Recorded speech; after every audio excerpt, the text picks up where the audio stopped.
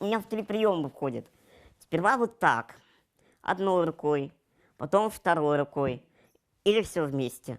Потом вот так вот. Ну и всякое разное, вот так могу придумывать, всякое вот такое. Зарядка каждое утро по 40 минут. Физические нагрузки Саше Пушкареву нужны как воздух. Не будет тренироваться под давлением растущих внутренних органов, неразвитые легкие в любой момент могут остановиться. Еще отжимаюсь, но отжимаюсь я как черепаха. Это смешно даже смотреть. Это делается так.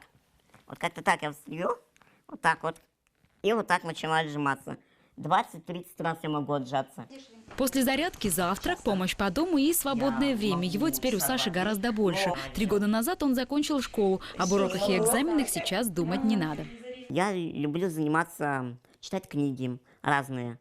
Рассказы, фантастика, юмор, ну, какие-нибудь такие анекдотики почитать.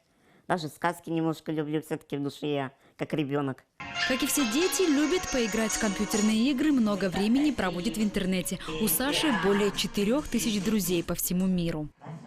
Очень многие люди, которые просто пишут, что хотят расстаться с жизнью, не хотят жить.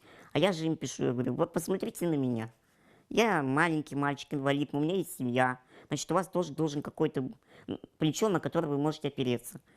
Я им советую сходить в церковь, помолиться, поставить свечку за своих родных. И говорю, Господь вам воздаст. Саше Пушкареву 22 года. Если бы 8 лет назад его не усыновила пермская семья, сейчас бы он был в доме престарелых. Год назад вместе с родными Александр переехал из многоквартирного дома в частный. Приемные родители выделили ему долю в доме. Теперь, что бы ни случилось, Саша не останется без жилья.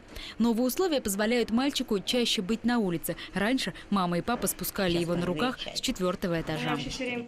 А сейчас уже возможность есть, вот просто вышел во двор, развел костер, шашлычки, вот это вся хорошо природа. Вообще классно. В планах семейства соорудить еще один выход на улицу прямо из Сашиной комнаты. Возможно, этим летом он уже появится.